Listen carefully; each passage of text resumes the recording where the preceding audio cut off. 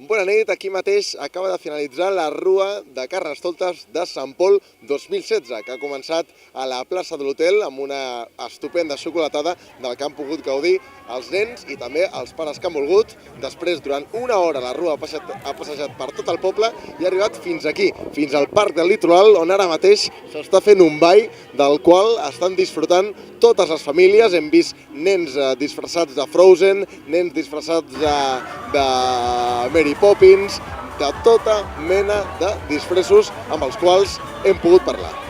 Nosaltres som de Sant Pol, sí. És la primera vegada que participem amb la meva filla, el meu gendre, els nets, amb tothom. La rua, Lua, la xocolata, suata, pues que és una rua molt divertida i que falten més carrosses a la rua, que només hi anaven dues. Després del ball en el que s'han trobat centenars de famílies amb els nens com a protagonistes, a 8:15 s'ha dut a terme el famós pregó de la Reina Carnestoltes, a l'Ajuntament del poble, que aquest any ha estat una dona.